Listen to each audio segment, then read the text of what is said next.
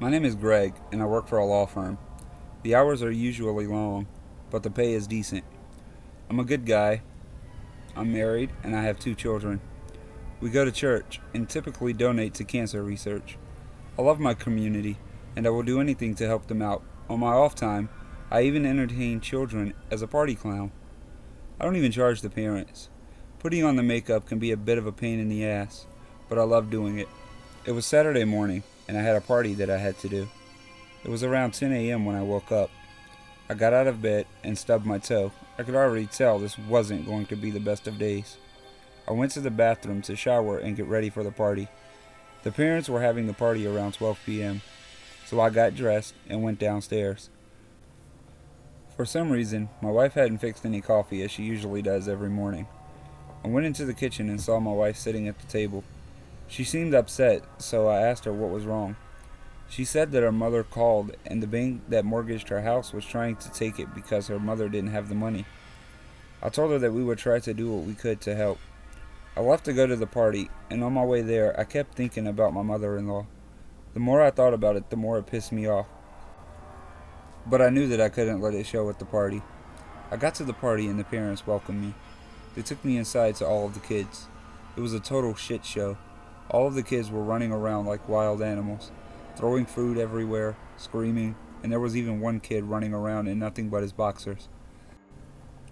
I finally got everyone to calm down somewhat and began to do my routine. I get to the part of my act where I usually have one of the kids come up, and I asked the little boy whose birthday it was if he would like to help me. With a straight face, he looks at me and says, "Fuck you, clowns suck." Without thinking, I said, "Watch your mouth, you little shit." Luckily, the parents were in the kitchen getting the cake ready, so they didn't hear me. I looked him right in his face and told him that he really should learn some manners.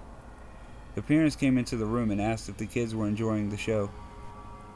Their child yelled out, "No, this clown is stupid." The little bastard was really getting on my last nerve. His parents told him to be nice. Yeah, that was great fucking parenting. If the rude ass child wasn't enough, his parents looked at me and told me that it's his birthday, so he is free to say whatever he wants.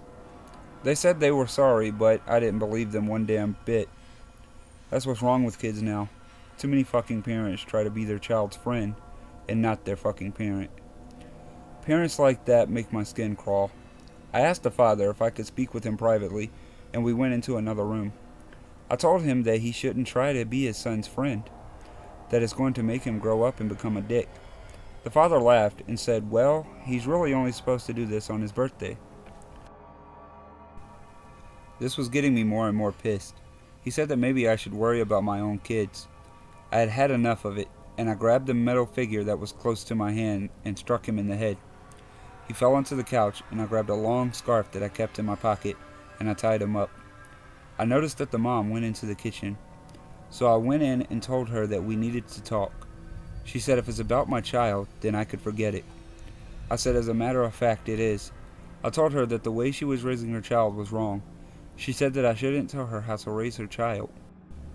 I grabbed the skillet off of the stove and struck her in the head. She fell down, and I grabbed another long scarf and tied her up. I drug her to the living room and placed her next to her husband. I went into the next room and told all of the kids that we were going to play a game. I told them that in order to play they had to wear a magical tape. They all got excited, even the little bastard who kept giving me shit. I tied all of their hands up and told them that their parents were also going to play along. I took all of the kids into the room with the parents. I told them that we're going to put a show on for them. I grabbed the dad by the back of his neck. I told the kids that he was going to show them how to make a knife disappear. I took a knife and shoved it down his throat. The kids all gasped as blood started coming from the dad's mouth. I asked the kids, "Isn't Daddy wonderful for helping out?" The kids began to scream, so I told them to shut up. We need to continue the show, and we won't be able to do that if the screaming doesn't stop. The kids continued to scream, so I took out some tape and placed it on their mouths. I told them this is where the real fun begins. I took another knife, and I cut open the dad's stomach.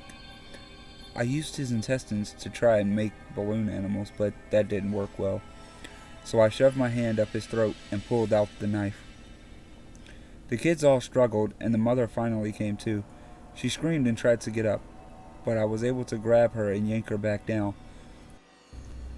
As she fell, she hit her head hard on the coffee table, and I just let out an insane laugh. I turned my attention back to the kids. I grabbed the asshole kid who had been giving me shit. I told him that we were going to play a game. He shook his head, and I grabbed it to stop him. I told him that if he does it again, the game would be over. I told the kids that we were going to see who could pull out the most organs from the dad.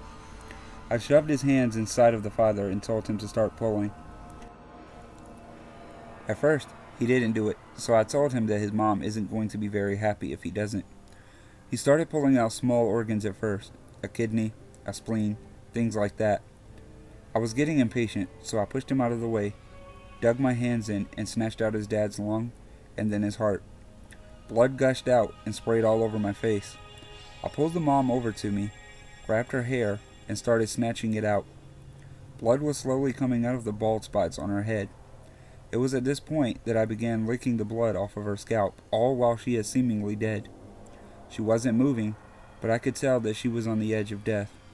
I grabbed the same statue that I had originally hit the father with, and repeatedly struck her in the head over and over. I could see through all of the blood that her brain was exposed. I pulled it out of her skull and began to stab it. I walked over to the son and said it's time for dessert. I placed a knife to his throat and told him that if he didn't start eating his mother's brain, I would cut his throat. He started crying and bent over, bit off a piece of her brain, and threw up. I again pressed the knife to his throat and told him to eat his own puke. He tried to say no, so I nicked his throat to show that I wasn't playing. He started to eat it, but just puked more. Fucking kid was pathetic. I had enough of him and slit his throat. There were still 4 kids left. I looked at all of them and they were crying. I walked over and set a flower in front of each of them, took the knife, and stabbed all of them. I left the house, got in my car, and went home. When I got home, my wife wasn't home. I went inside and cleaned myself up. I sat on the couch and began watching TV. My wife came home a little later and asked me what I did at the party. I said, the usual boring party stuff.